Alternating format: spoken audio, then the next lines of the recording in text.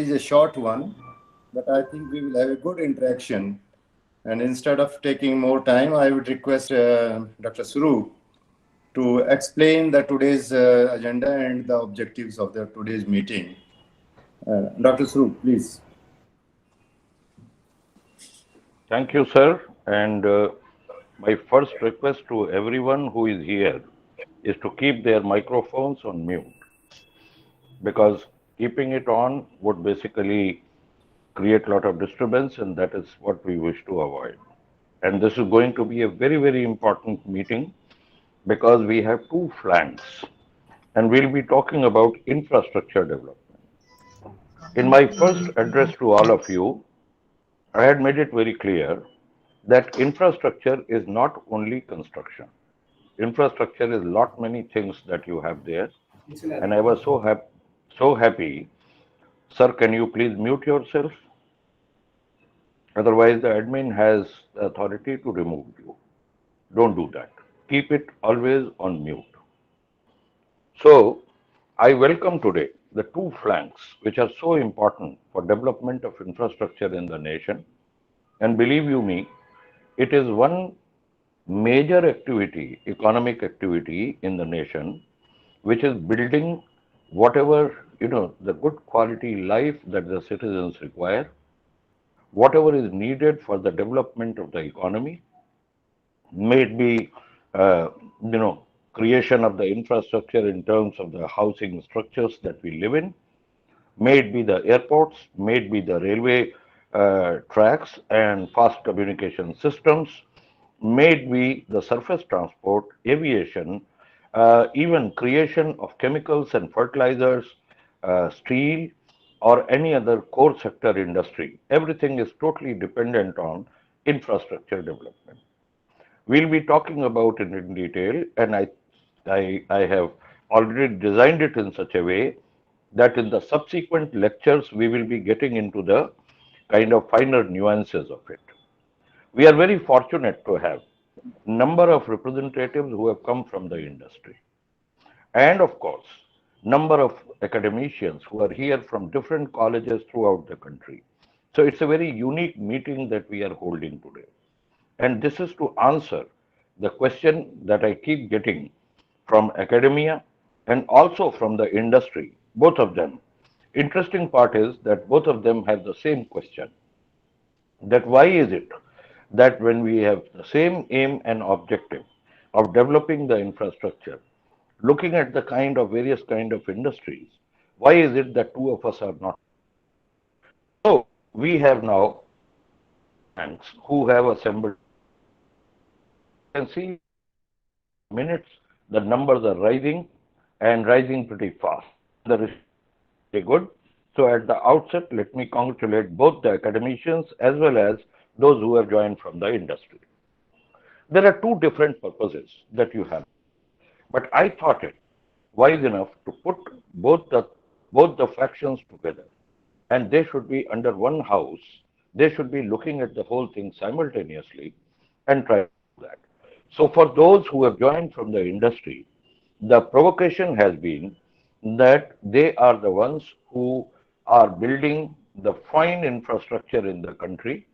And this requires, as I told you, almost all branches of engineering, starting from construction, going to mechanical engineering, electrical engineering, instrumentation, controls, whatever you name.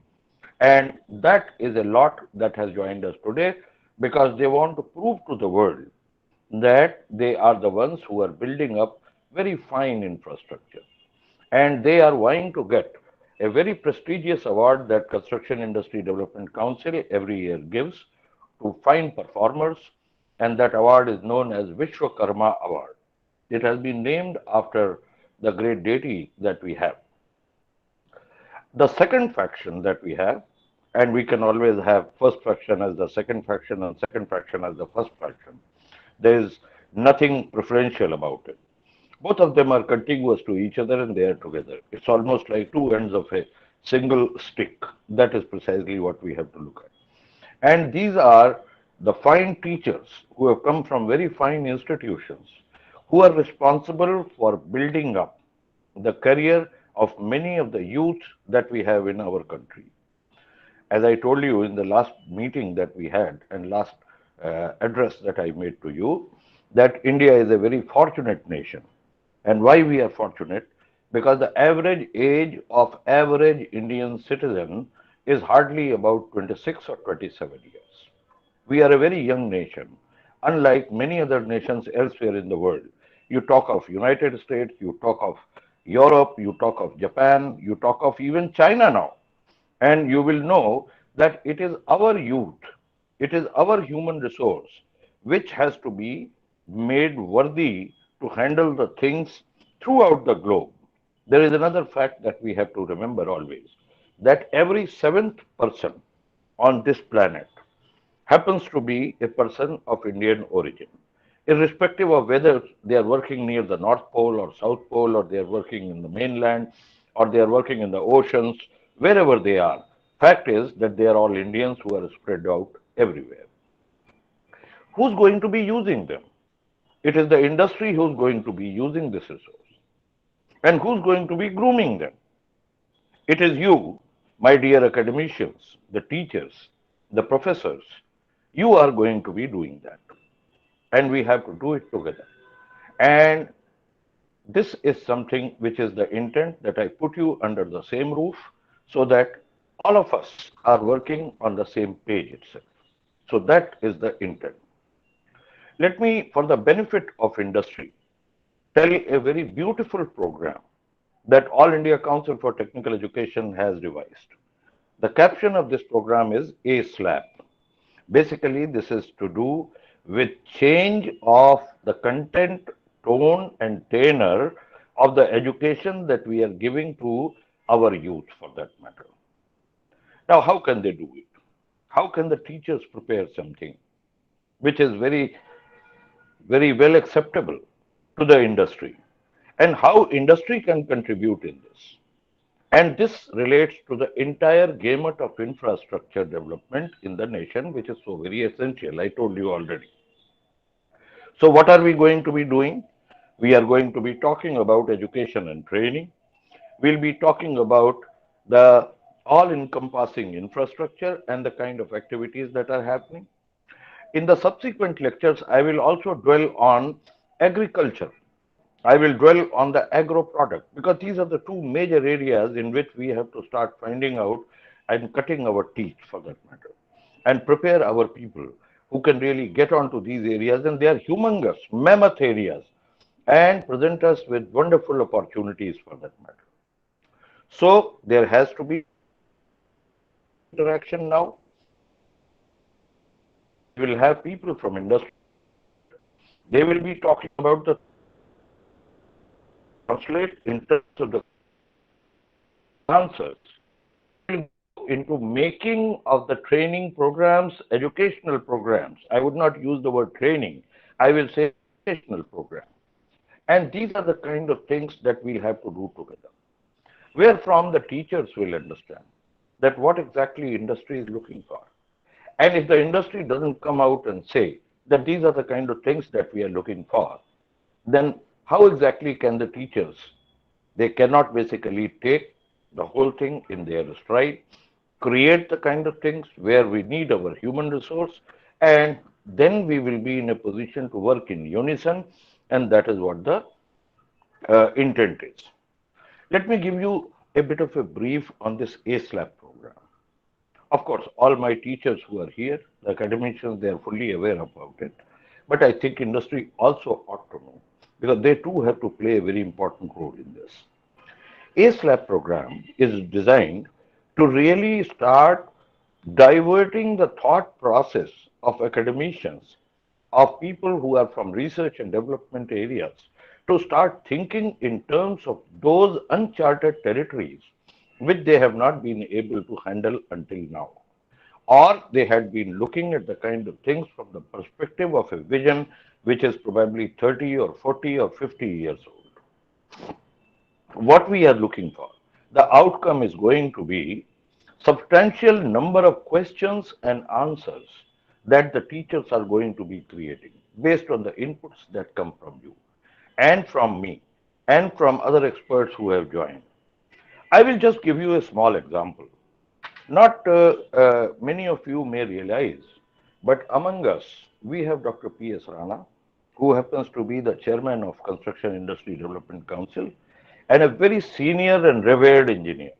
As a matter of fact, you have to understand that although by qualification he happens to be a civil engineer like me, having graduated from Indian Institute of Technology, Delhi, with flying colors, and then he was responsible to look at the kind of transportation network in the city of Delhi.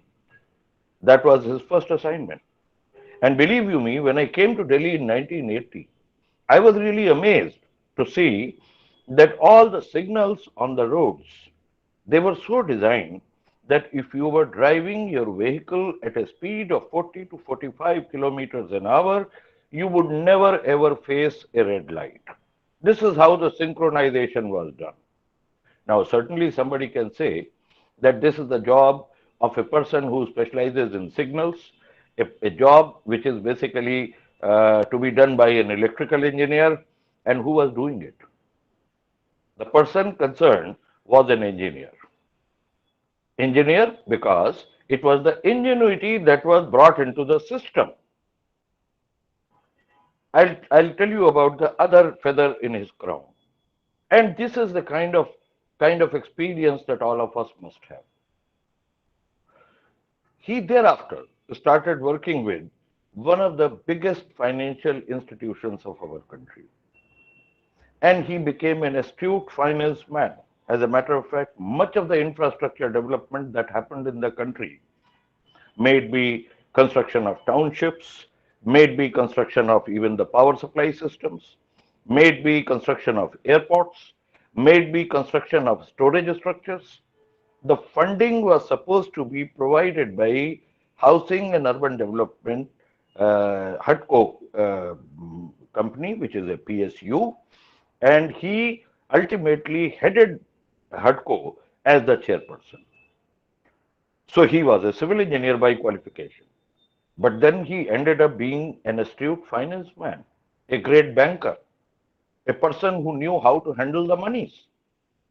Because as I told you in my first lecture, the solution for a problem is never unilinear. It is multilinear. You have to start thinking in terms of grooming the students, and the industry also will have to start taking help of the academicians to basically make sure that a holistic solution is found. Let me tell you the third feather in his crown. Let me tell you about that. And person of President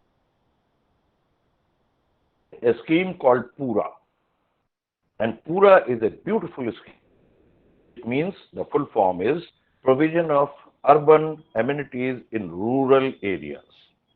This was the concept of none other than the nuclear scientist who had great history behind him and the kind of research work that he had done. Although he used to look at the nuclear sciences, he used to look at the rocketry, he used to look at the kind of advanced technologies, but fact of the matter was that this great man, who happened to be our president, and we are so proud of him, he was the one who mooted the idea of creating a system. And who was his right hand man? It was Dr. P.S. Rana who came in there, utilizing his understanding and knowledge, which came from financing of the projects, which came from the kind of distribution, the kind of transportation systems, the kind of distribution of the agro wealth and creation of agro wealth, handling the kind of inputs that were needed to create the kind of water reservoirs and several other things that came in there.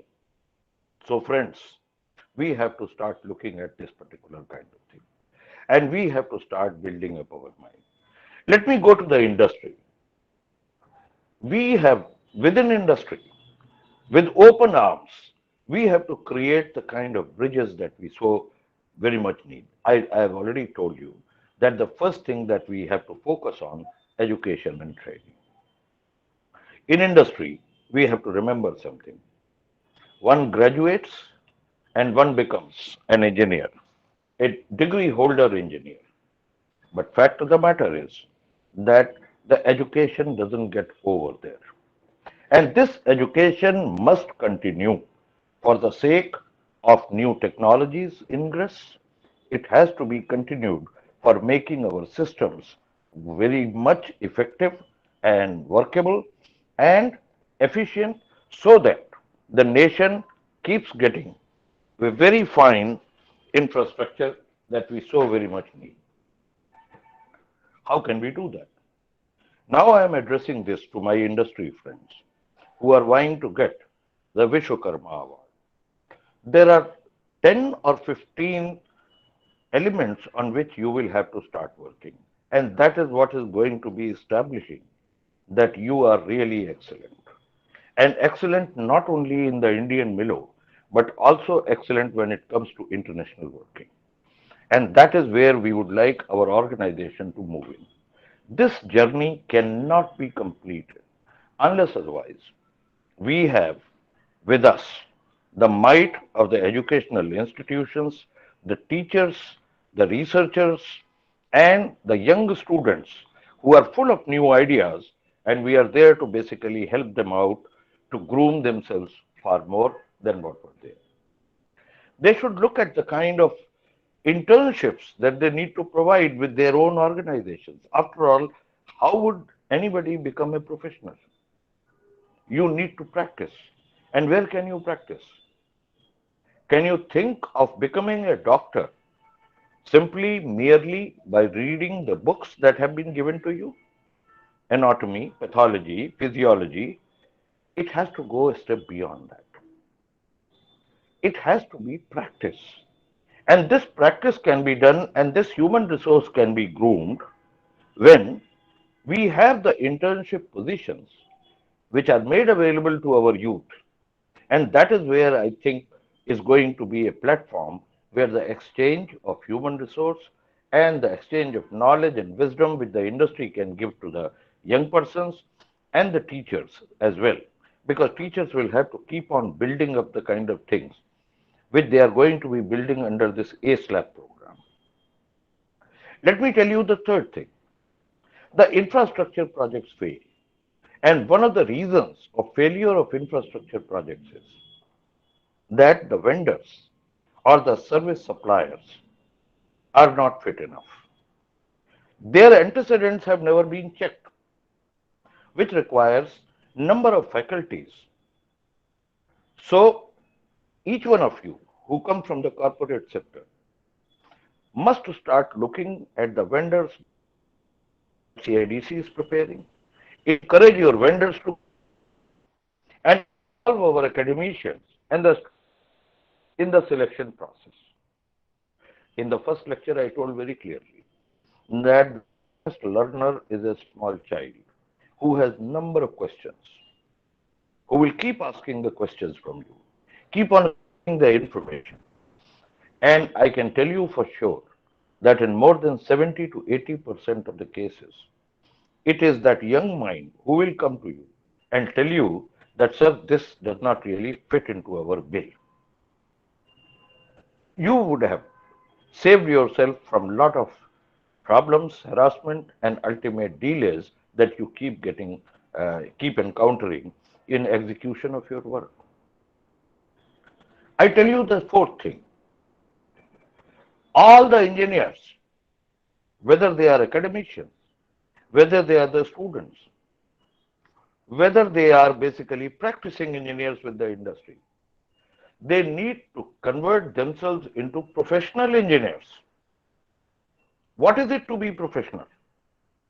A professional keeps thinking about the systems, keep modifying them, keep talking about the new technologies that have to be brought in there, and we would expect that our industry also will move in there, and together with them, our teachers and faculty members will move in there. So I'll exhort all of you, the teachers, the students, the practitioners, to become professional engineers. There are going to be number of continuing professional development programs. CIDC keeps running these programs. As a matter of fact, let me tell you that there are many things that you learn when you get into these continuous professional development programs. For all my industry friends, I will very strongly say that they should basically start getting involved. And to the teachers, I say that join these programs, teach, learn, and then disseminate the information. That's how we are going to be building up our infrastructure in a fantastic manner. That's something that we need to do. Let me talk about other things. The working is never risk free. You have a number of risk elements coming in there. And what are these risk elements about? There can be disputes, there can be contractual interpretations that have to be made. Now, my question that goes to my academician friends is that unless otherwise, we prepare our students, at least give them some kind of a basic knowledge and understanding, we will not be in a position to really come forward and talk about it. We will not be in a position to handle the things what are there in future store in store for us. We have to start looking at joining number of programs, and we might think that they are unconnected, but fact of the matter is that you never prepare the food without having plenty of condiments there. And these condiments and how to use them and what is going to be the chemistry of the things, that is something that needs to be understood. So if we are able to put that synergy in motion, if we are able to kind of join hands together, we should be in a position to really do fantastic things. We will look at various kind of databases. We will look at price variation, construction cost indices. And when I talk about construction cost indices, I am not merely talking about the cost prices. I am talking about the kind of economic trends that are coming in there. Because an engineer has to be a finance person, a bit of a legal person, a bit of an analyst, all rolled in one. And on top of it, he knows the technology. And this is not something which can be taught in college alone, or it cannot be practiced at the work alone. There has to be supplementing that is definitely required, and that has to be done. So I am basically asking all of you to start thinking of, like I told you in my first lecture, it is not going to be where I am going PowerPoint presentations and talk about certain theoretical things. This is just to provoke thought process. That's the whole idea. Those who come from industry are waiting to get an award. But then that award is something which signifies that yes, you are on the path of perfection. You are trying to achieve whatever is best. The school logo of the school where I went for my schooling said that from well to better. It's a continuous journey that goes on. And in that journey, we have our friends and well-wishers and the people who are going to be guiding you. They come from all walks of life. Matter of fact, when we start talking in an expanded mode of this particular program, I would still request my industry friends to come and join this. This is going to give them some idea as to which is the direction in which our academic institutions are now going to be moving. And that, believe you me, is going to be a very, very rewarding experience. So definitely do join. Let me also talk about something which is very important in today's context. We talk of infrastructure. We talk of any other economic activity. Ultimately, what are we doing with the Mother Earth? Are we following the practices which are really green in nature? On a lighter note, let me just tell you this is a small story. About 15 years ago, I was in the city of Bhopal and I was talking to some of the developers who were there.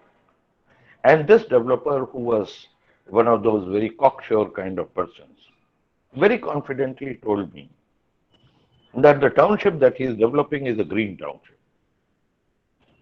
I said, what are the systems that you follow?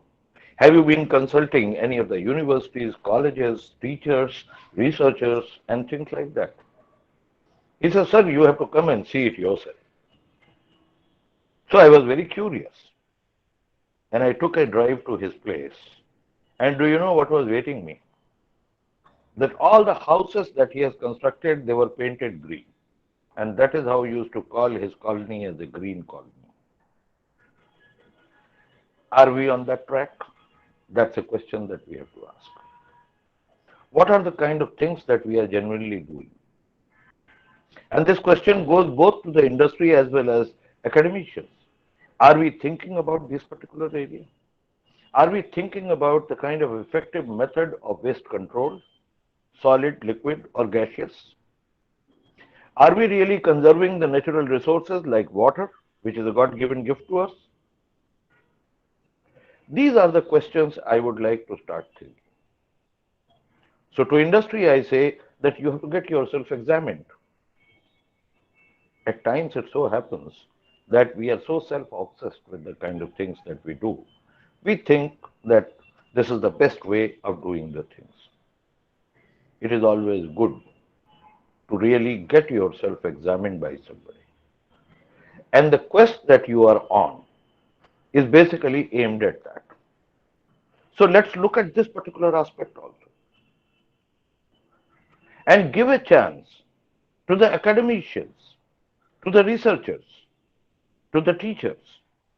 Let them also come and have a look at that. And let them basically start thinking and giving you certain solutions which are cost effective, which are, I would say, project effective, which are actually effective, which can make your working a pleasure rather than a kind of a burden. And you can proudly then say that yes, there are certain good systems that we follow. Understand something. When in decade of 80s, the information technology revolution took place in the country, when there were not many young people who knew how to handle the kind of software and work on those kind of systems, utilizing the analogous computers, digital computers for that matter, basically from the architecture, very cumbersome, very difficult.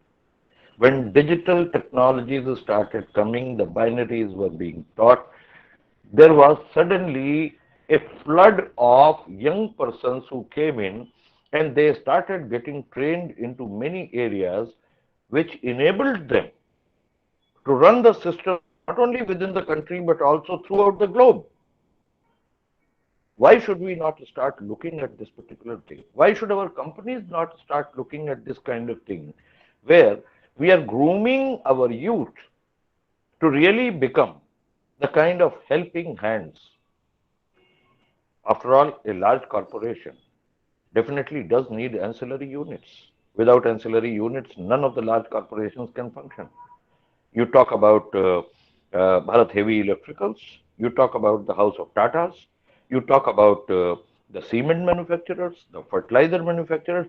There is a series, there is a pyramid of people who come and provide the support to the larger corporations to achieve the kind of thing.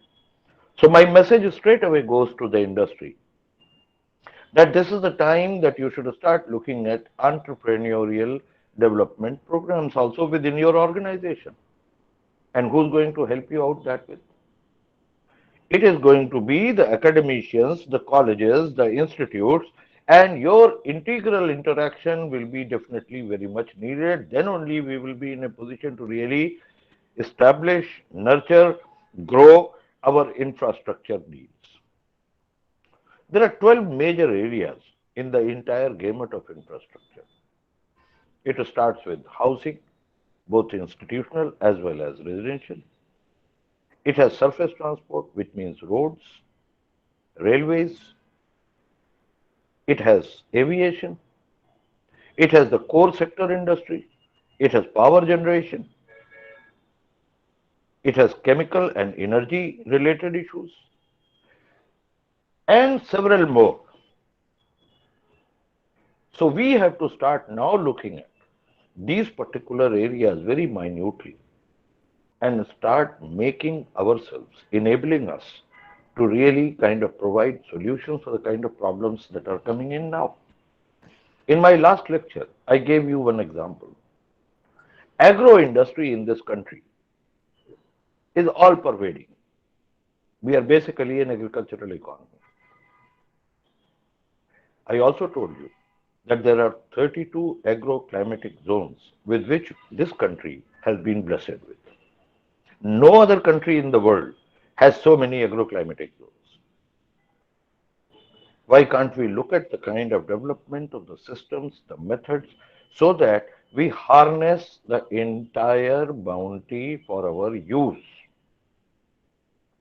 But it requires tremendous amount of effort to be done, a conscious effort to really move into the areas which have been uncharted territories for us. This applies both to the industry as well as academia. Start looking beyond the silos, break the silos, interact with the industry, and believe you me, CIDC is going to be handhold each one of you and make sure that you are connected with each other. Because ultimately, this is our country, this is our business, and this is something which is going to make the employment, the engagement, and the delivery of the product and services in the nation, which is really going to be the world class. Start looking at what you are teaching to your students. What was done some 30 or 40 years ago possibly may not be relevant now. We all read history. And why do we read history? History is taught to us so that we know about the mistakes that our predecessors committed and how can we basically not repeat those mistakes. We also are supposed to be looking at the good things which our predecessors did, and you have to be very dispassionate about it. So start reviewing the whole thing very critically, and your outcome is going to be the questions and the answers. Let me tell you, we have been sending you notices. We have been requesting all of you to design all these things and send it across to us.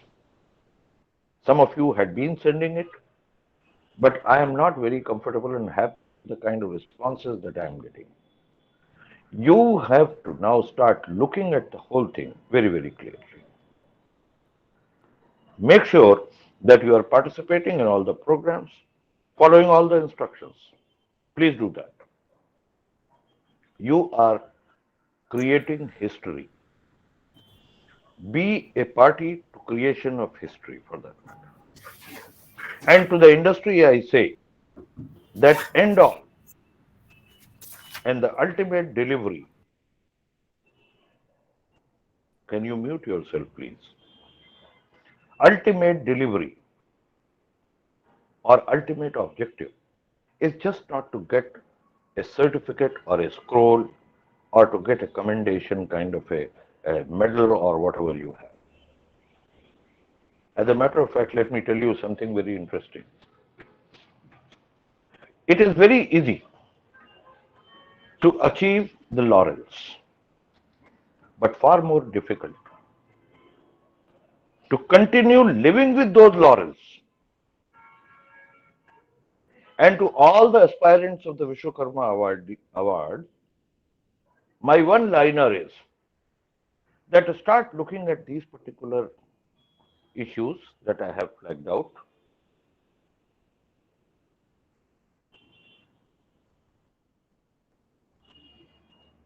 start looking at these particular issues that you have and start acting on it. The appraisers are going to be visiting you soon. Matter of fact, these visits have started. We would also recommend and suggest all our academicians to be available because these things will go on throughout the country. And we would certainly like to have some of you joining us so that you can really see how exactly things happen. A very major area that we have to focus on is to make sure that the people who are working with you, they are continuously pursuing the education, training, understanding of the things, and that is something that we need to do. Getting award, as I told you, is just a process, but the journey is very long. And we would like all our corporates to not only get the accolades in the country, but also accolades elsewhere. And that is only achievable when we know that yes, we have certain good systems, certain good methods, and that is precisely what we are following. And that basically will make the whole thing so very meaningful. New technologies, that's another area that we have to start looking at. What are we doing about the new technologies? I had been visiting a number of the smart cities in the country. The way they are being constructed is something which needs a lot of answering to be done. When you talk about the subsurface infrastructure, there are latest technologies available right within the country. But how many of them are being followed? So the subsequent lectures will start talking about the kind of generic surveys, the utilizations of UAVs. We talk about the kind of trenchless technology and several other things that are there.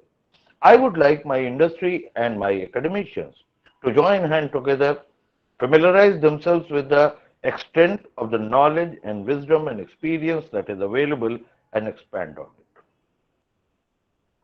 Great nations always have this kind of situation where plenty of people are actually working on what is going to be in store for future for that matter. Professional interactions, that is something which is extremely, extremely important. So we need to get into this mode. And again, I go back to education and training. And that is another thing that we have to start working at. Enrichment of knowledge, which is the ultimate. And bilateral academicians, the factions, will have to work together for the enrichment of the knowledge. So these are the kind of things that we need to do. Plenty of opportunities, let me tell you. And absolutely, there is nothing which I can call that here is a limitation. There is no limitation whatsoever. Imagination and try to get the best solutions. It is possible that after a while you might find that maybe your students, and when I say students, that does not mean only those who are in the college. I am also talking about the young minds who are working with the industry. They too are students. As a matter of fact, at the age of 68 years, I am still a student. I am still trying to learn many things. And the more we learn, more we grow. And that is an effort that we are trying to make. So it has to be a bilateral kind of an issue. I'll tell you this very interesting experience. I was given the charge of Construction Industry Development Council way back in 1996. I came from the private sector and joined this council. This was set up by the government as a lateral entry candidate. I was about 42 years old and a hardcore construction engineer. a very hardcore construction engineer, having worked on many kind of projects on various sites. And when I came in here, the first mandate that the council had was to really start looking at four things. The first was that construction industry has to be, and the line was that construction industry has to be made more efficient.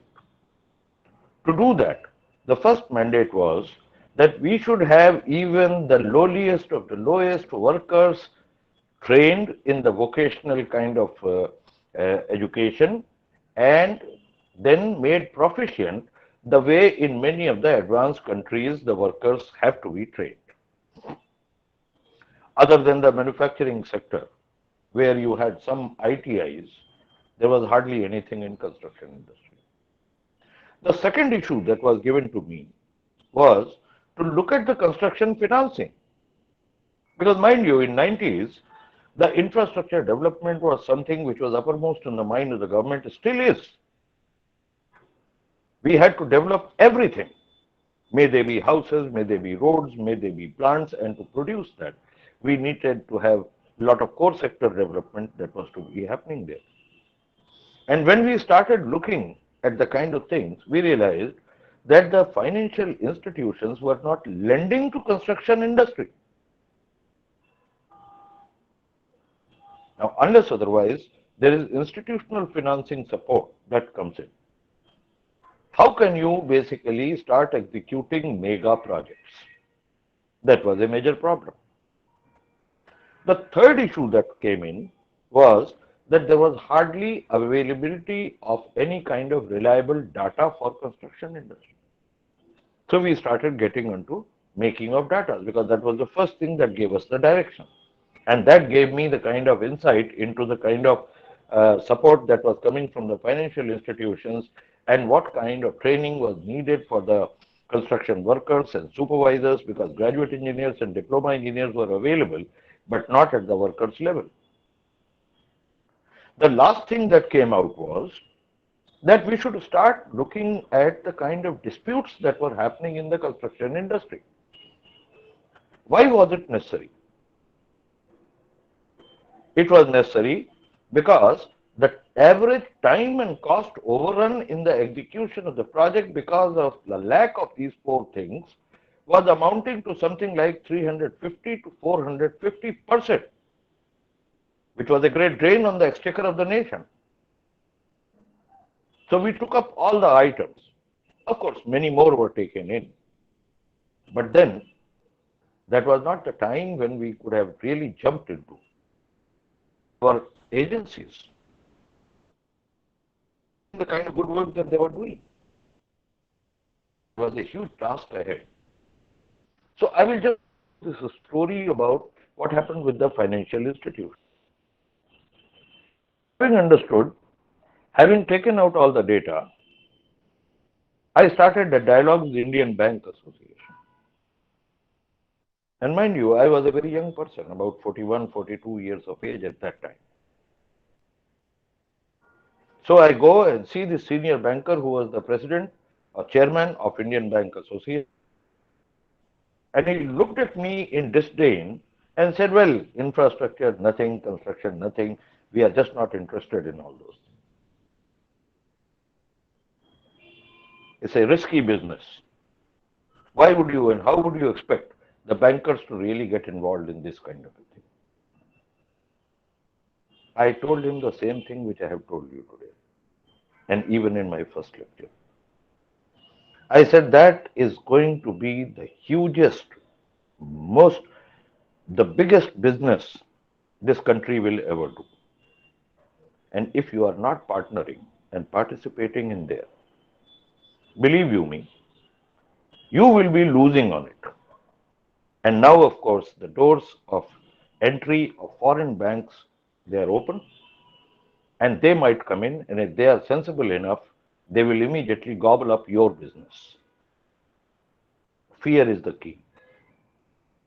Long and short of it was, we sat down with the bankers, and bankers said that we want to basically create certain tangible risk factors. We want to have a mathematical expression so that we know exactly that if we put up our money with somebody, how he is going to be faring. Do a little bit of forecasting. Frankly speaking, I was a civil engineer. I was an engineer. I was very happy with my bending moments and shear forces and torsion and things like that. I knew how to construct at site. This was something which was almost like Latin and Greek to me. So what did I do? I just went out and I started talking to the people. And my first port of call was I went to the insurance companies. I said, tell me, how can we insure the risk? They said, well, we insure the risk, non-life side, but there are calculations to be made. There's an analysis to be done. I said, who does that? They said, it is the actuaries who do it. Now, this was a new term for me. I never knew that there was something like actuaries. So, I sat down and started teaching myself as to what actuaries do, who are these people. And you know, something very interesting came out. I was always very, very good at mathematics. And sooner I realized that actuaries are the people who use mathematical models to make certain predictions. They are like fortune tellers. They will analyze the trend and they will say whether this is going to survive or this is not going to survive or this is going to work or this is not going to be working and things like that. I started talking to the professionals. And long or short of it was that in about 1 year's time, I became an actuary myself. It was the actuaries in the country who decided that on the non-life side, probably I knew more than anybody else. It is just not to tell you that there is something great that I have done. But it was those actuarial models that were adopted by the banks. And it earned me the fellowship of Actuarial Society of India. And even my PhD also came out of the same topic where we created the risk factor and gave a mathematical model by which the analysis can be done. This can be done by any one of you. You are all very fine minds. At least that is something that's a chip I carry on my shoulder being an Indian. We can do impossible. And that is where what I want is that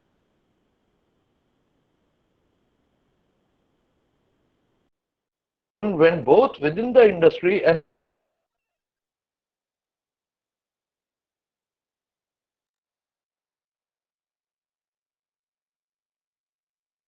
we keep facing.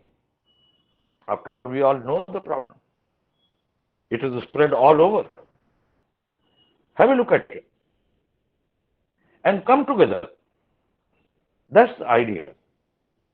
So we have to start looking at such kind of things, methods, new technologies, and then only we will be able to create, number one, a very strong branded crop of professionals.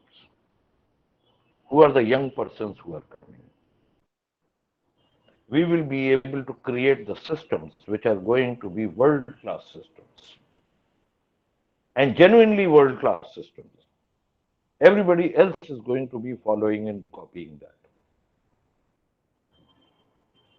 And third, we will be able to build our nation which we love so dearly far more effectively and make sure that our youth is really put to some kind of a constructive work. I tell you this another very funny story that I encountered, and it was just fantastic. The Public Works Department of Pakistani Punjab province, they invited me to deliver a lecture. I was their guest for about a week, and then I visited Lahore and a few other places. And it was in Lahore that I delivered my lecture. And I was talking to them about the need of new technology and how basically we can change our systems, how to basically look at the kind of risk assessment issues, and how to. It was something that had actually much to do with something that we consider that this is not part of the engineering, but it was part of engineering. They listened to me very patiently, very peacefully. And at the end of the lecture, many of them, they came to me and literally surrounded me, complimenting on whatever I was talking to them and things like that. Then someone comes and he says, "Sir, please tell us that this clause 10cc, which incidentally relates to the kind of compensation of escalation to be given in the CPWD contract document, CPWD of India, how clause 10cc is working in your country." So I said, "This is perfectly fine. This is a very fair thing that needs to be done." And the engineer in chief then told me, "Sir, we are also trying to introduce the same clause so that our contractors are also given some compensation on account of escalation of prices." Suddenly, this thought came to my mind. I said, "Why are you naming it 10cc and what do you know about 10cc? It is supposed to be a very interesting clause in the Indian contract documents." And very happily, he told me this. He says, "Sir, we don't generally work on those issues. We keep looking at the documents that you guys produce in India and we simply copy them." Believe you me, this made me feel so proud as an Indian. It was far more stronger as compared to fighting few battles with Pakistan. And that is where I would like both the factions to work together and go ahead. And that was the intent where I wanted you to get apprised about the kind of importance of infrastructure, physical infrastructure, to understand that this has immense possibilities, and to work together. That is something which is extremely, extremely important. Remember that. So when I come over and start inspecting your project sites, these are 10 or 11 issues that our people will be looking at. You already have got instructions, and I would suggest that you be ready with it. That will assure me whether you are really doing well. And to my friends coming from academia, start thinking in this particular direction. It is not to obliterate what you have been doing all this while. Edifice is on a foundation, and you have done very well with your foundation. But now it is the time for us to see that the superstructure is constructed beautifully. And to do that, I am absolutely certain that each one of you who is joining this program is genuinely capable. You will have to involve your students in this. You will have to involve your lab workers, your workshop workers. Why would they not pick up new things from those who are genuinely and actually practicing it in the field? There is much to be exchanged. Possibly you might find that there are certain practices which need changes, which is going to be very helpful to the industry, and vice versa. You will get an idea about the kind of new developments that have taken place, the kind of job roles of various kind of people, which will enable you to prepare a set of questions and give the answers which are going to be used to change the way your curricula or syllabi exists. The game is very simple. The time to change is now. And these programs that we'll be running will only be focusing on that.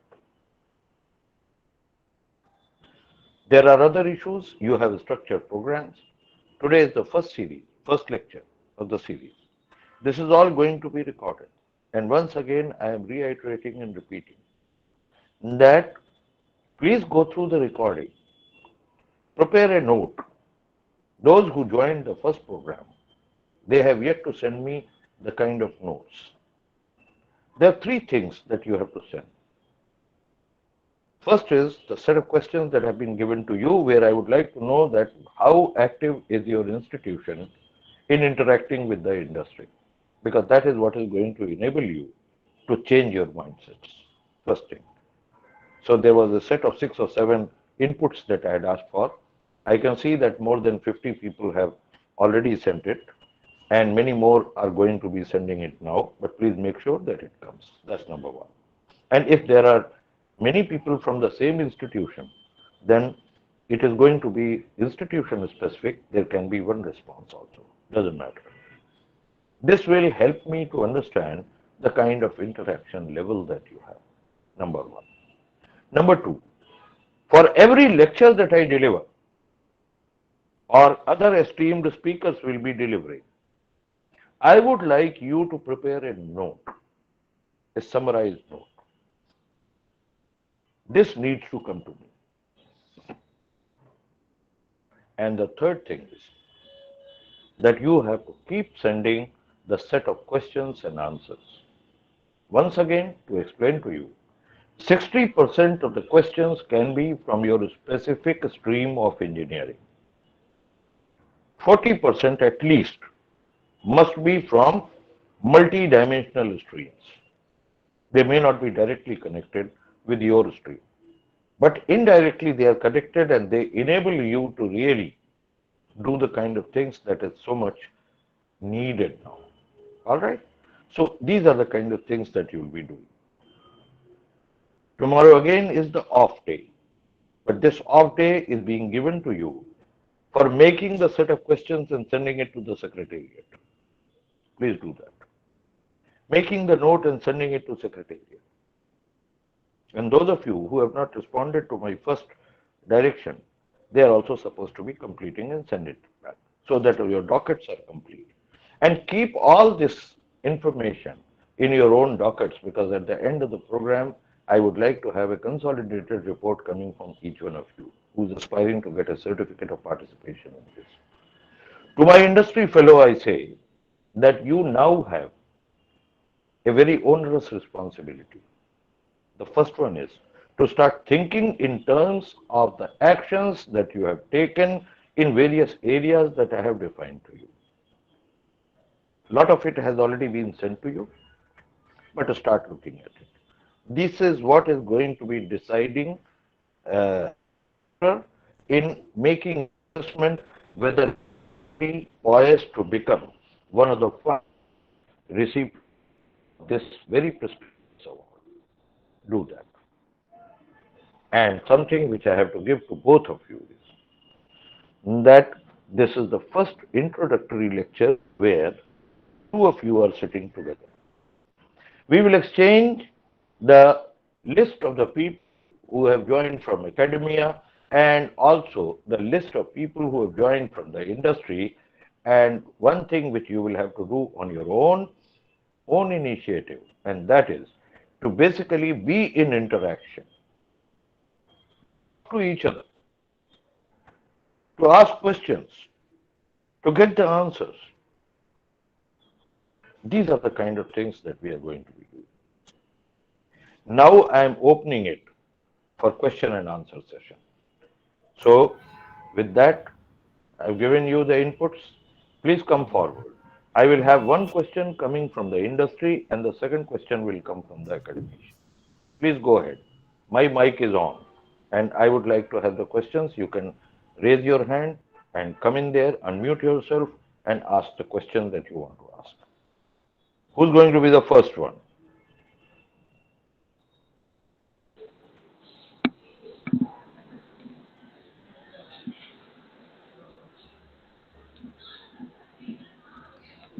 Yes, sir. You have raised your hand. Please come in. Dr. V. Uh, Satish Gandhi, sir. yes, Hello, Dr. Gandhi, please. sir.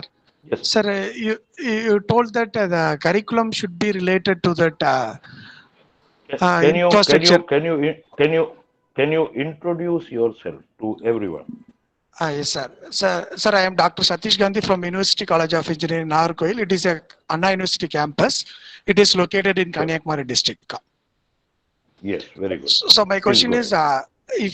if you're frame the syllabus according to the industrial infrastructure development or industrial related, how the Hmm. students will get the practical exposure in Yeah. that related to that subject. You were listening to me all this while, and I had been exhorting my industry friends, and it is only part of them who have joined today. We are actually in touch with the industry, and wherever and whenever you have frozen some kind of a topic in which you would like such kind of interaction, we will encourage you to start talking to those those organizations who are into development of physical infrastructure in the neighborhood or elsewhere for that matter. Correspond with them, discuss with them, and let it not be a simple discussion and dialogue where you are simply making a request that, sir, we have got 20 students or 10 students, please keep them with yourself. No, you should come out, discuss with them, find out the kind of work that they're doing, decide a topic, and then, of course, ask them to have the students and explain to them that what these students are going to be helping them with. And before that, there has to be some kind of an orientation that will have to be done. Because when you go from colleges to the industry, you have a very different lifestyle altogether. So, in most of our colleges, I have seen that the young students, they are not exposed to such kind of different kind of living for that matter. So, we can definitely work as a helping hand. We can support you. We can see that this kind of a thing can be done. I hope you got it, Professor. Yes, sir. Thank you, sir. Thank you, sir. Thank you, sir. I Thank got you. it. Thank you very much, Yeah, sir. Next good evening, question sir. come. Yeah, Yeah, good please. evening. I am Dr. R.L. Ramesh, Honorary Yes. Secretary of Indian Corporate Institute, Bangalore Center, and Yes, sir. Head of the Department of Civil Engineering, Don Bosco Institute of Technology. As you Yes, sir. said that, so the Yes, sir. internship for the students, so it is very difficult to bridge the gap between industry and academia. As academia, I am Right. telling that. So some Right. of the universities have made mandatory for internship for only 1 month. So Yeah. in 1 month, it is impossible to prepare the students to the industry level. So Right. in this connection, what is your Hmm. suggestions for the Hmm. connecting of this industry and academia? Okay. I think, Professor, you come from south of India, Yeah, yes, sir. and I was born in north of India. But we are able to converse and talk to each other. There is absolutely no problem. You don't have to speak my native language, and I don't have. The common medium of our conversation is something which is a third language. You will have to start looking at those particular areas where you are in a position to understand that what is it that your students have to do, which are the organization, and you have to educate yourself, and you have to start talking to them, and based on what they are doing. You see, as long as we keep talking in a third language, you can understand me and I can understand you. But if you start talking to me in your native language, it's going to be slightly difficult for me. So, therefore, you will have to start talking to them. You will have to start interacting with them. And the reason why I have combined this whole thing together is the same, that let that bridge be created. But in any case, we are the bridge. So you can always try to seek our help. We'll try to do it. And we will try to make sure and counsel you so that you are able to ask right questions, so that industry can respond correctly. That is the kind of thing. You get my point?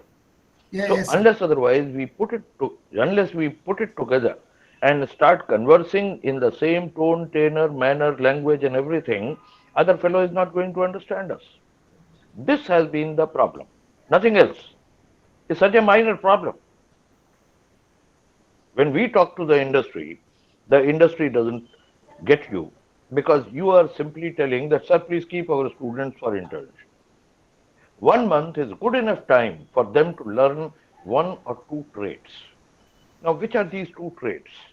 That is something that you need to ask the industry. Let us start looking at this whole exercise, not just kind of a fulfillment of ritual. We should look at it as the whole thing to enhance our knowledge and experience base. And that is something that I would like you to start thinking. The whole concept of ACE-LAB program is also the same, nothing else.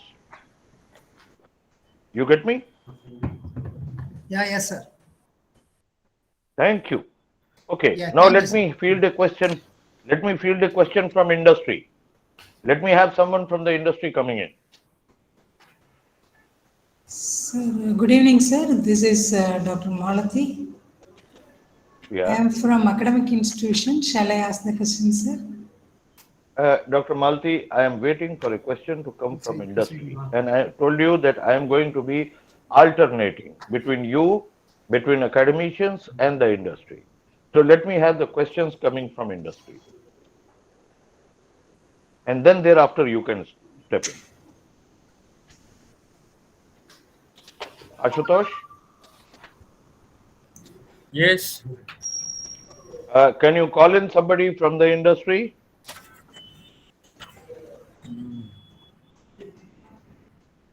Look at the list and Mr. Araka Swami, you're there? Yes, sir. Your question. Whatever your observations on today's meeting, I mean, Dr. Swaroop has laid so many things on the table, both for the academia as well as the industry. Now, we are moving beyond the awards. Award is one time, glory is permanent. So in that context, whatever we do at JMC, I mean, you've been participating in the awards for a longer period of time than anybody else. So your question to Dr. Swaroop, how everybody is going to gain, both industry as well as academia? So, good evening, sir. My name is Arokya. I'm representing JMC Projects India Limited, South India Operations.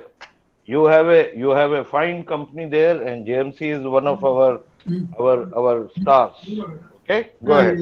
Yes, sir. Yes. CIDC award. Sir, we are facing problem for continual improvement and sustainability of the training. Yeah. Continual improvement and the sustainability, we are facing the problem. How to address these issues from the academic angle? Because after getting trained, we are taking a lot of help from the CIDC, and CIDC trainers, also 3 people with us, 3 training centers. We are training the people and retaining them. We are facing difficulties, and the continual improvement is not there to the next level. It was saturated in one particular level. We are not able to bring them to the next level of just like a Munshi supervisor in the next level. There we need support. So how we can proceed for that level? Yeah. So I think what we have to do that. You see, there is a sea change that has now come in the whole attitude of thinking, and I think this is something which you ought to know. Earlier, when we were teaching engineering disciplines to our students in the colleges, it used to be just 1 month of Bharat Darshan or visit to some industrial outfit without any kind of a set curricula or system for that matter. This used to be the kind of order of the day. Now, the problems that I explained to you are being felt by the policy makers sitting in the government, both as well as central government and also the state government for that matter. So, in order to ward it off, All India Council for Technical Education has now made it mandatory. You cannot graduate, you cannot get a degree unless otherwise you have undergone the internship. So, it is the time that 2 of us will have to sit together. And this is where you have very correctly said that you had been seeking our support also. More than happy to sit between you and the institutions and to make sure that there are few things that have to be trained to them. I just give you a couple of examples. We definitely do require people who can do very good survey, and to do that, you need to have equipment like total station and whatever you have there. We need people who can do the laboratory techniques. They should be in a position to check the quality of the things. So rather than basically start teaching them all kind of things, this is what is going to confuse the young mind. I think we need to focus on one or two areas where they are made proficient. That is going to be the key. And then, as I had told in my address also, that we need to have a situation where such kind of training and such interaction, including the kind of research work that needs to be done, and that's where our colleges will have to play a sterling role. That has to be brought through the kind of discussion and dialogue among all the stakeholders for that matter. That is going to be the kind of change that we'll be bringing. The changes are happening very rapidly, but fact of the matter is that we still have not been able to get out of the old syndrome that we have there. And when I say we, it means everyone.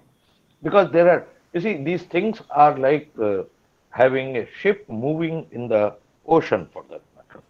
If you have to turn the direction, it takes some time and lot of effort before the ship is able to change the direction for that matter. So I am only happy to tell you that there are many more institutions who are conscious of this particular fact. All India Council for Technical Education is conscious of this fact. So there are many changes that are coming in. An example that I gave you just now, that this particular program where the academicians are invited, it is basically aimed at changing, modifying, making the whole content, method, and system of teaching far more effective than it used to be. So that is an effort that is being made, and I think we all have to move together with it. We all have to continue supporting it for a very simple reason, that the colleges will keep a young person with them for 4 years, or diploma college might have him or her for 3 years. And after that, where does he or she go? They go to the industry only. So it is the industry also who will have to join hands together, and consciously so, rather than finding out flaws and telling that, well, this boy does not know this and this boy does not know that. I think what we need to do is to design those things which this boy is supposed to be knowing, boy or girl is supposed to be knowing those things. And that is where you can play a very sterling role as industry. I was looking at some of the captions, some of the messages that were coming through. And this is where I think for academic friends, they get the kind of right kind of responses. And therefore, they are some upset with the industry also. But let me tell you something, that this is not something to be feeling upset about. Don't. We are all together in it. We all have to work together. And we all have to work with patience to make sure the ultimate objective that we have in our that is achieved. That is something that we'll do.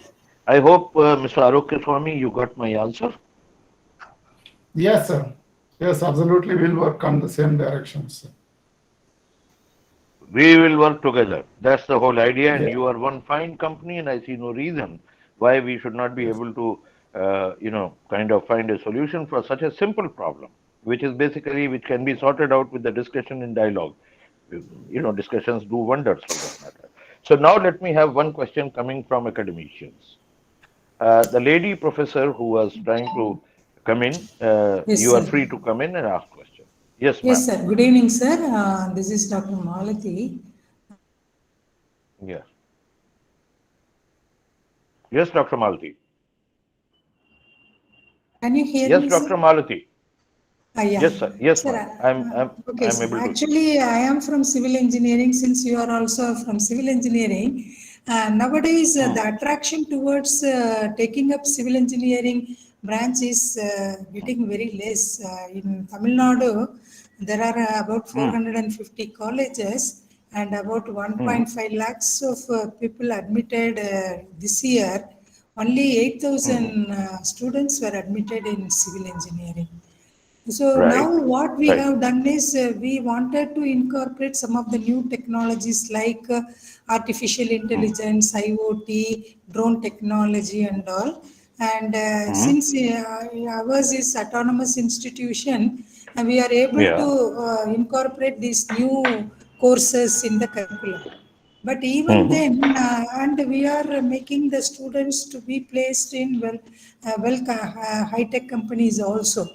But the mindset of the people is it is a universal mindset that they are all going to artificial intelligence and computer science course. And this scenario, if it goes on like this, and we will not get engineers in future. So this infrastructure development, all these things are going on.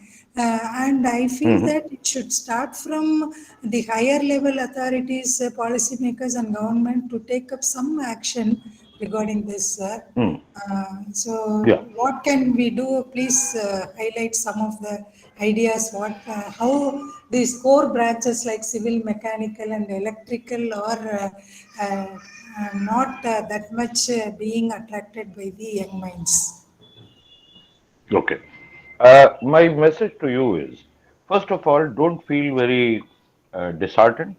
Just don't feel very disheartened. And the story is not something which is very recent. It is a very old story. Believe you me, I got selected through the IIT Joint Entrance Examination in 1970 examination. Dr. Rana here got selected in IIT Entrance Examination in 1965. Now our story is similar. We took the decision, conscious decision, to become a civil engineer. It was not because of the rank or anything that we had to really go and choose that particular thing, or it was not fait accompli. We chose it. And we became civil engineers. It was in that particular period that we had something like 416 students in my batch. And you'll be surprised to know that the total intake of civil engineering that particular year was 35. That's it. Less than 10%. But then, after 5 years, and mind you, those days, our BTech was not 4 years, it was 5 year BTech. After 5 years, when the things started unraveling, we realized that India was on the cusp of development like anything. 5 super thermal power plants were being constructed. Half a dozen fertilizer plants were being constructed. Huge pipelines were being laid because of the Bombay high find. And suddenly there was such a dearth of civil engineers that all my batchmates who came in, they were the first ones to have the advantage of moving into choice experience, which was something which was very matter of great envy for everyone. So let's not worry about a moment as to into which direction, whether they want to do IT or things like that. You have to understand something, that infrastructure field is such a humongous field. I give some example, which is going to make you feel very comfortable, which you can talk to your students also and tell them that how fortunate they are to join civil engineering as a profession. But then I will not stop at that. I will say that you can become a very good civil engineer or a good engineer only when you know about civil engineering, mechanical engineering, electrical engineering, and same thing exists even for mechanical and electrical engineers also. Because for last 25 years, we have been constructing physical infrastructure in this country. And do you know the amount of money that goes into building the infrastructure? I'm not talking about the cost of land. I'm talking purely about cost of construction, which involves all disciplines of engineering. It is almost about 5 lakh crores of rupees per year.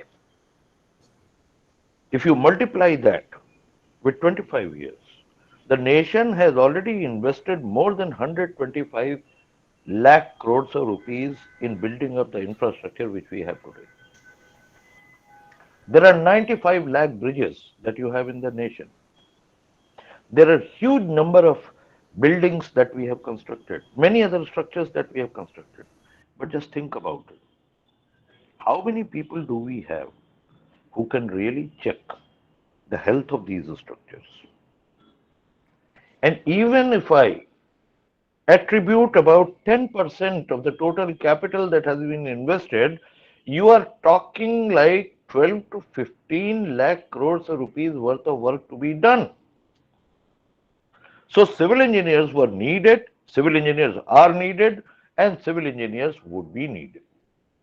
You can talk to Mr. Arokya Swami and he will tell you that many of the engineers who are engaged with the infrastructure firms, especially because now we are so mechanized, that you have tremendous number of mechanical and electrical engineers who are working in the field of construction, in the field of development of infrastructure.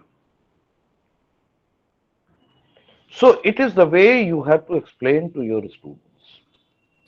As a matter of fact, let me tell you something. You have now accessed me. You have accessed my colleagues. Whenever you have such kind of a dilemma, just organize an online kind of deliberation and we will be more than happy to help out. You get my point? Dr. Yes, Malti? sir. Thank you, sir. Thank you, sir. Thank you. With Yeah. all your And industrial support, I hope the future we.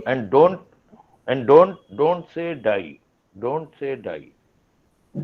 Never Okay, ever do that. Okay? okay, sir. We Okay. are you have to understand something. Have you gone through the history of engineers? Yes, sir. You have not. I will tell you, the engineers are the one who are ingenious. It comes from Latin. The people who apply scientific knowledge. We are applied scientists. And if we look at and trace the history of engineers in India, you will be surprised to know that there was nothing like civil, electrical, mechanical, chemical engineers or whatever. All branches of engineering, all the activity which were related to engineering were to be executed by engineers. And there were two branches of engineering only. The first one was the engineers who were working in the civilian areas. They were called civil engineers. It was like calling somebody civil surgeon. And those who worked for the army, they were called garrison engineers. And it was thereafter only when the specializations started coming that engineers became civil engineer, electrical engineer, mechanical engineer, or now software engineers. So it is the time now that all the streams have to go together, because it is actually many streams and rivers that ultimately go to the ocean. The limited point is that we have to, as engineers, an environmental engineer. He is part chemical engineer, he is part biologist, he is part air scientist, and several other things. These are the kind of things I would like to basically start looking at industry. As a matter of fact, one of the things that I'm going to be asking now, all my friends from industry, that they have to start choosing and working in a particular field where they are mentoring a couple of institutions, 3, 4, 5, 10. This is going to be an additional point. Ashutosh, please note it down. We'll take it to jury and we'll basically have this particular thing also brought in. We have to work together. That is the point that I'm making. Right, doctor? You got it? Yes, sir. Yes, sir. Thank you, sir. Thank you. God bless you. Now let me have one question coming from industry. Ashutosh, please call out. Shubham? Shubham, are you there? Yes, sir. Good evening, sir. Good evening, all. Good evening, Shubham. Can you please Yes, sir. introduce Introduce yourself and yourself. ask? Yes, sir. Good evening, all. I am Shubham from RS Infra Projects Private Limited, and we are into power transmission business, and having Look at our that. head office situated in Look Noida. at that. Yes, sir. Look at that. Look at that. And the engineers that you require certainly would be power engineers, electrical engineers, mechanical engineers, and also civil engineers, isn't it? Yes, sir. Actually, power transmission business corely comprises of electrical and civil engineers because it is foundation, it That's is a right. structure, and after that, power supply Hmm? is based on all those structures which these engineers creates. And who are the people who make the structures? These are civil engineers. I'm Yes, sure also mechanical mechanical. engineers. Yes, civil mechanical structural engineers are Also there. mechanical engineers, Yes, right? sir. Yes. And you require ceramic engineers also, don't you? The Uh, t- insulators that you put there, who makes that? yes, actually, it's a part of sub-vendor process. We used to procure it from other agencies. Whatever, Yes, but as a wholesale whatever, part, we require them. you require them. So, Yes. see, what are you producing? You are actually giving a total system to the society, Yes, sir. correct? Yes, sir. And you have conglomeration of 4 branches of engineering that come in, then only you are able to make it. Otherwise, you cannot. Yes. Isn't that? Yes, definitely. And then you require erection engineers. Yes, we require some erection engineers are basically from you electrical background. right, but then you Yes. require a crane. Yes. You require some kind of gin pole. You require Yes. some kind of a derrick. Hmm? Sure, sir. So who handles that? Who handles that? It is the All the, automobile engineers who handle it. yes. Directly and indirectly, many of the branches are linked. Absolutely right. That is the point that I'm trying to make. Yes. How can you cook a nice meal without knowing the chemistry of cooking the meal Yes, and sir, how many definitely. ingredients and condiments are going to go there, Yes. right? So this is one area that we have to start looking at. You get me? Yes, We sir, I'm cannot getting you. continue living in silos. Our tyranny has been that the academicians have been living in silos and industry has been living in silos. Now is the time to break these silos and come together. That's the point that I'm trying to make. You get Yes, my sir. point? Yes, sir, I'm getting that. Right. And then, of course, you need one more thing. Very interesting. Yes. You need one more thing. That the engineers that you have, they must know how to handle their stores. Yeah, definitely, sir. Store is the key place. You require engineers who can handle the manpower. Yes. They We ought to know require the human labor resource laws. person. Exactly. And Yes. it is always better. It is always better if the project manager, who's an engineer himself, knows about all these things. Definitely, sir. It is also a cost effective parameter. That is essential. It is not a question Yes. of being cost effective, but this is essential. Yes. So Shubham, I think we are going to be looking at this particular thing, and our friends from academia are here, and we have to make sure that we work as a team. You get my point? Definitely, sir. Definitely. And when we examine you, Yes. correct? Sir, can you please repeat? All right. So now I can have one more question from academic, and one from the industry, and then it is 5 o'clock, so I'll just call it a day. And tomorrow is an off day for ACE Lab program participants. So tomorrow you are going to be preparing your questions. I've given you a brief glimpse in the infrastructure area, and day after tomorrow, I believe that you have trenchless technology or subsurface technology on which Professor Niranjan Swarup will be talking, but I will be available to you. So this is the way we will go. So let me have one more question from academia and one from Sir, industry, and then we'll close. sir, Yeah. good evening, sir. Yes, good evening. Sir, I am Introduce Professor yourself. Panda. Professor Vikas Chandra Panda. Yes, I am Professor. from Indira Gandhi Institute of Technology, Sarang, Odisha. Yes. It is a government engineering college, administrative autonomous, Yes. and also UGC Academy autonomous. Sure. And my institute is surrounded around the industry like NTPC, Tata Steel, Jindal Steel, Coal India, Nalco, Ongul, everything, sir. But sir, my students after second year and third year in summer, they want to go for internship, and always we are writing to industry. Sometimes we feeling reluctant from their side also, and feeling so. Sir, one of my suggestion, we feel, sir, you have presented so many things and we have learned many things also. Sir, like every industry should have a R&D cell, and where as we are writing, so some they can accept our students and also promptly write us back, so that it will be easy for our teaching and industry academia. Also consultancy and everything will be working on there. Professor, let me tell you something.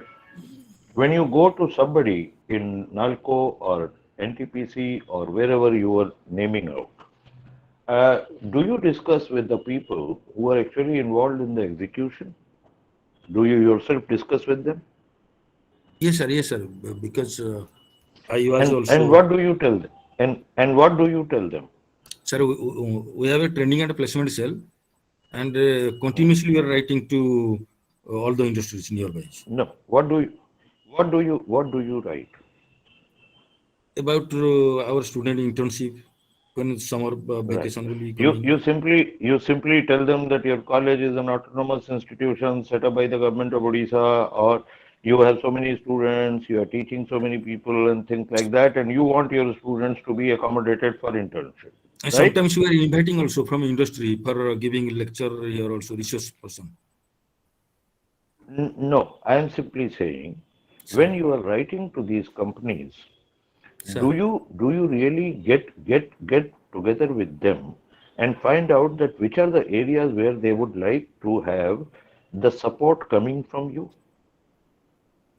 Yes, sir. It is not always unsuccessful. Maybe writing many letters, but few are working. No, letter writing does not help. Letter writing does not help.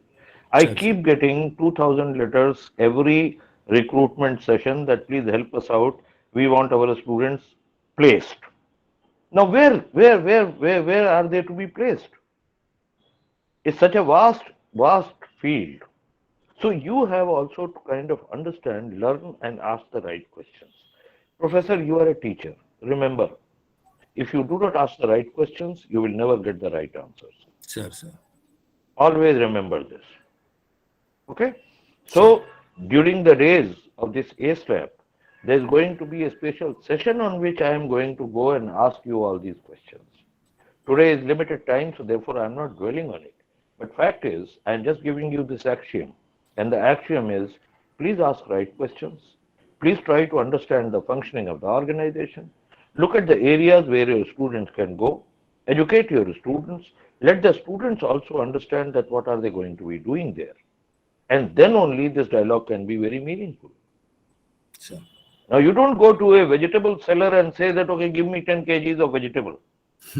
That vegetable seller is your question, or I give you cauliflower, I give you what? Ask questions which are pointed, which are clear, and you will get it. Okay? Sure. So now let us go to one more question from industry, and after that I will close. Ashutosh, please call out the next friend from industry.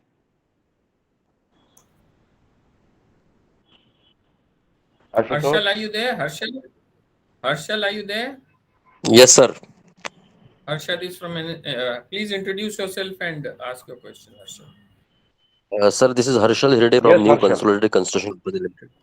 Harshal Hirde from New Consolidated Construction Company Limited, representing EHS department for the company. We have been associated with CIDC from past 10 years, and my association is with CIDC for almost 11 years. And only one question which normally comes in my mind, like when it comes to our construction laborers, the turnover of the construction laborers are huge. Actually, like, every month we can say that there are new laborers are being inducted by the safety department, and they are coming and going.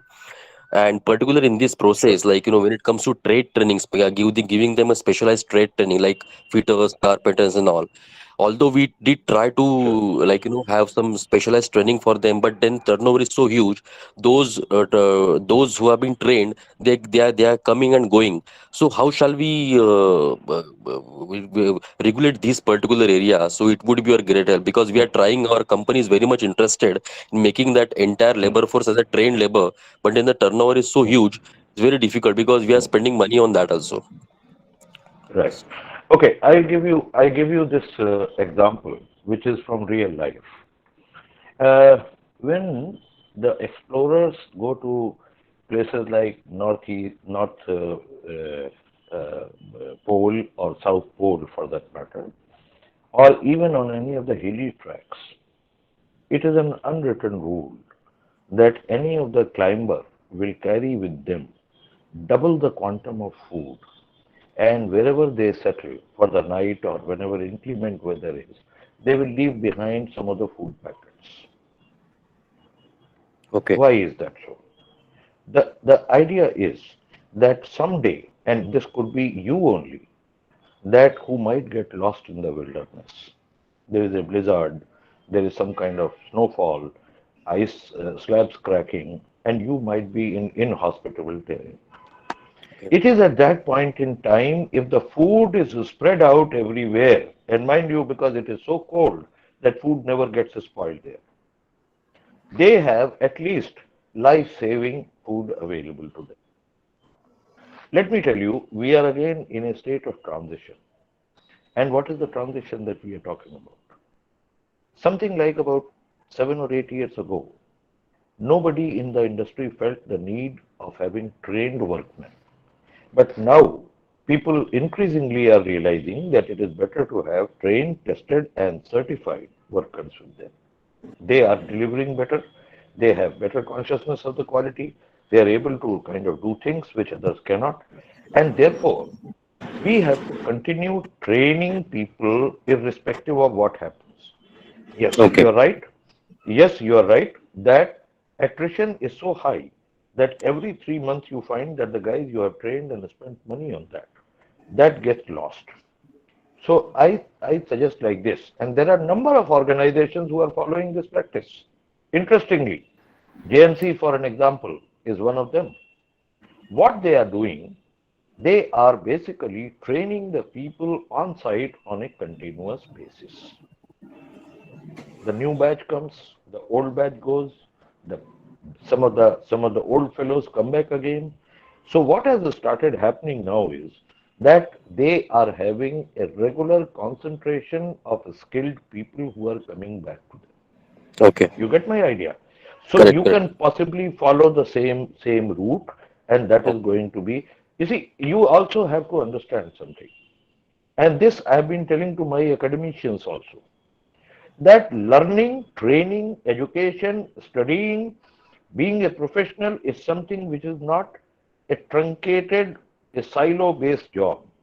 It is ever flowing, ever continuing kind of thing. This process must go on. And believe you me, there is going to be a time when you will see that many of the workers coming to you, they hold a skill certificate. Then you don't have to spend money on their training. It is almost like this, that you hire an engineer. An engineer has spent their money, resources to become an engineer. He had gone to the university, got their degrees, diplomas, whatever, and they have come to you. So you. But then again, Correct. even after they have attained their degrees and diplomas and things like that, don't you have to continue training them? You have to continue training them. You get my Correct. point? Yes, So, sir. so that is something that we have to, and when we come and visit your place, this is one more area that we definitely will be suggesting you, recommending you, because that is what is going to make you a fine company. You understand that? Yes, sir. Let me also tell you something. Forget about private sector and the industry. The government, when they hire the services of government officers, and whether they are class 3 services, class 2 services, or class 1 services, it is mandatory for them that they have to undergo training, they have to undergo many of the specialized programs, they have to learn how to do the accounting, they have to learn how to do the auditing, they also have to understand about the labor laws, many things that are taught to them. As a matter of fact, when you get selected into IAS or wherever, even police services, first 6, 7 months or 8 months you are spending in the academy. You get that? It is Yes, only sir. then only that you are given the charge of a district to handle the things. So training is very essential, and that is the reason why I took it as the first point. You got Correct, me sir. now, Harshal? Correct. Thank you, sir. Thank you very much. Thank you so much. Sir, So we I have think two on that. announcements to make. Yes, please go ahead, Ashutosh. I am giving it to you now, and you can make the announcements and then call it a day. Thank you. First of all, we must wish Dr. Swaroop a very happy birthday because it happens to be his birthday today, and he has shared a lot of wisdom with us on his birthday. So happy birthday to you. Sir, happy birthday. Thank you. Wish you a happy Thank birthday, you. sir. Happy Wish you birthday. happy birthday, Happy birthday, sir. sir. Wish you happy birthday, sir. Thank you. Happy birthday, sir. Thank you. Happy birthday. sir. I Happy birthday, sir. Thank you. Happy birthday. Happy thank birthday, you. sir. Thank you so much. Happy birthday, sir. Thank you. Now, Thank you. Thank quickly you. for God the bless Happy you. birthday, sir. awardees, we will Many, have many a few announcements. Those who are taking the audit this year for the 13th CIDC Vishwakarma Awards, and also for the academicians who have joined in today for the first time. This is the 13th CIDC Vishwakarma Award happening, and there is no application fee. Kindly mute your mics, please. We keep getting these queries, and this is going to help you. Kindly mute your mic. Dr. Ashutosh, I Satish, want to Ashutosh, I want to add one more thing. yeah. And that is that I am going to be looking at the performance of our young teachers, especially in the ACE Lab program. And many of them are going to be given the certificate of commendation during the Vishwakarma Awards. We would treat them as fine institutions and fine academicians, and they have to be honored and they have to be given due recognition. And that's an announcement from my side. Thank you. So that's the icing on the cake today from Dr. Swaroop's side for the academicians. You can also basically look at the guidelines and fill out your Vishwakarma awards. Now, the last date for applications on popular demand has been extended to 15th of December.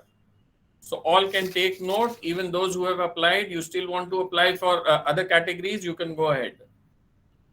On the best project, always remember this is an integrated award for all partners. So the project has to be complete in all respects and not just your scope of work. Like if you are a construction contractor and you have done your part, but the other contractors have not done their part, or the project is not complete, it won't be considered for the award. So kindly make note that it has to be a completed project. You can make the application provided you take a no objection from the owner. This is an integrated award where the trophy is given to the owner and certificates to all the project partners. For the health, safety and environment, you have to remember that the project has to be either 30%, from 30% to 80% complete. Beyond 80%, we won't consider. Below 30%, it won't be considered. So the project completion should be 30 to 80%. The jury has retained the category Corona Warrior Award this year, but it is only, I repeat, it is only for organizations and not for individuals. So those of you who have applied in the individual category may face disappointment. But do read the guidelines, everything is mentioned here. We have two new categories this year. One is the Achievement Award for NRIs, PIOs, who have contributed to change in motherland. This is the individual award. And Achievement Award for Smart City or Sub-City projects. So all JMC, NCCL, L&T, everybody who's working in Smart City projects, you can also nominate, provided you take permission from or no objection from the smart city itself. Reading the instructions is important because there are minor changes we do keep making from time to time every year, and these have ramifications on your application. So instead of basically doing a 2 and 4, 2 and 4, you can actually read the instructions and compile your application in a seamless way, and then it's a one go at one time after the scrutiny. So please, for this year also, read your guidelines. Empowering the stakeholders. Now, what is happening is the HO is preparing the application. The site is getting evaluated. Now, all the information in between is not being given to the site, so the site is not empowered, and when the site visit happens, they are in a quandary. So I do request all of you who are making the applications, and if you are not there for the audit, the site visit, do empower your teams, or best is travel yourself so that you are empowered with the information and you help the site to answer all the questions. All collaterals for CIDC Vishwakarma Award 13th edition are hosted on the website, right from Annexure A, Annexure B, the declaration form, the nomination pro forma, and last year's pictures, etc. So you can have a look, download everything. If you don't get anything, just drop in a mail to the secretariat and we will reply within 24 hours. Keep the mail ID current. Best is to have an alternate mail ID also on your application, so that in between, because this process is long, you start applying in July, the process ends in February, and your site visit can happen or your management interaction can happen somewhere in between. In the intergenum, if the person who has made the application, he or she has left the organization, you don't get the right information, and then your site visit doesn't happen, and then suddenly you find that the jury meetings are on and there is no time for us to basically evaluate your projects. So these are simple rules. If you keep them in mind, if you follow them, it will be seamless execution of the entire award process, and it will give us a very satisfying experience.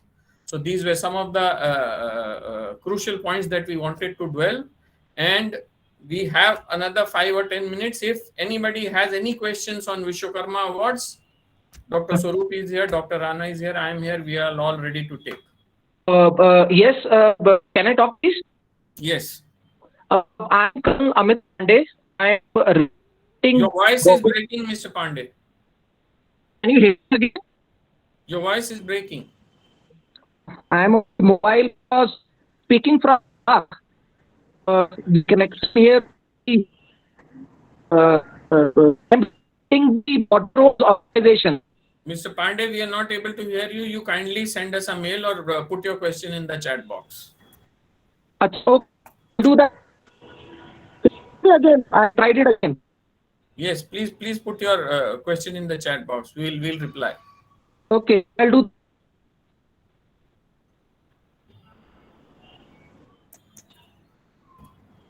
So we have no more questions, Dr. Swaroop. Dr. Rana, we can close it.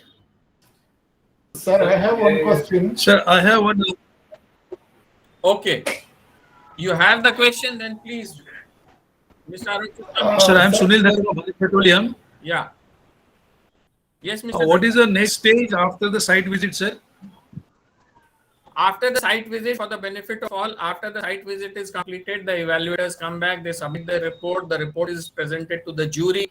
The jury goes through the report. If there are questions, the jury picks up the phone or basically calls you for a web meeting and they chat with you. After everything is clarified, and if the evaluators have given you certain suggestions, you have complied with them, you have submitted the report, your report is closed.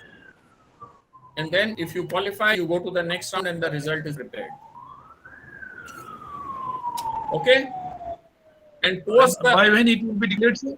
By when it will be finally declared? Yes, the award will be declared in the last week of February. The ceremony will be held on 7th of March. And if you are a recipient of the award, like this year, post-award, around May, June, there would be the surveillance audit. So you have to participate in that. Now, some of the awardees this year, because there was COVID or for any other reason, they have missed the surveillance audit. Now, in such cases, the applications are not being processed at the moment. They have not qualified for the next stage. So tomorrow is the last date where you should explanation and reason as to why you have not been able to attend the surveillance audit, so that it can be presented to the jury. Am I right? Yeah. Okay, sir. Okay. Thank you. Thank you, sir. Thank you. Mr. Arako Swami, you had a question. Sir, yes, sir. Actually, that surveillance audit, sir. Yes. When auditors visited in our site, whatever observations they given before moving from the site or completing the trip, we are already shared all the closeout points with them. The observations is very minor, 1 or 2 only. Already No, Mr. shared. Arapaswamy, Yes, before submitting Mr. Arapaswamy, yes, sir. because time is short, I get your question because you have already written to us. Yes, sir. And a mail has already been sent to you. Yes. We appreciate your proactive stance that you have then and there itself closed the NCs and the observations. Yes. But when you move on to the next stage, as I said just now, that the award will happen on the 7th of March. Yes. Now, those NCs have been closed, they have been considered, and you have been given the award. Yes, sir. Post receiving the award, the surveillance audit happens after 3 months. Now, that is the time, as Dr. Swaroop has said, and he has given you the mantra that there are 11 or 12 things. If you keep on doing, you are moving from an award to greater glory. Now, Yes. the path is of continual improvement. Satat prayas, nirantar pragati. Constant efforts, continual improvement. Now, for that, you have to take the surveillance audit so that we know, the jury knows that throughout the year you have been performing. It's not just a flash in pan, 1 point. Okay. Yes. So, this year for COVID, it was maybe you missed it, and we have told you that please send a reason why you missed the audit. So by tomorrow, your reason should be there in the mail and we will put it up to the jury. Okay? Okay, sir. Okay. Already replied, sir, all the mails. You know, why you have not done the surveillance audit, put, and then we will consider your application. And for next year, remember that it is compulsory for everyone to take the surveillance audit. Okay, sir. Okay. And one more private question, sir, that I will ask after these sessions. Okay. Thank you, sir. Mr. Akash, can you still hear? Mr. Pandey, we are not able to hear you. I'll mail it to you there. Okay. You mailed it to you, I will reply it. And I have a few messages also because We'll reply to you. You just send us your email ID, we'll reply to you. so thanks so much. Any further questions? Sir, good evening, sir. This is Dakshinamurthy from L&T Heavy Civil Infra and Merigada project. We have applied for best projects category, sir. So we have received a mail for site visit. There was a schedule given, sir. Options, various options, but it was mentioned that by 13th November we are supposed to reply, but we couldn't. We missed it, sir. So can we reply now, sir? We can choose any of the options. Yeah, send your options. Send your options by tomorrow. Tomorrow, okay, sir. Fine, sir. Thank you, sir. You see, you have to understand. You have to. All of you have to understand something. The process of the award and the kind of acknowledgement of the award is something which is just a milestone in a very long journey. And nobody should basically be complacent, and they must continue working for continuous improvement. Remember, you should always be on a journey which is from well to better, and you have to continue bettering it all the while. So those are the kind of things that you should bear. So Ashutosh, I think it is time that we close it, and thank you so much. Thank you, everybody. And any further questions, you can write a mail to the secretariat and we'll be there to answer them. Thank you, sir. Thanks a Thank you, lot. Dr. Rana. Thank you, sir. Thank you, sir. Thank you, all the Thank you so much. participants. We close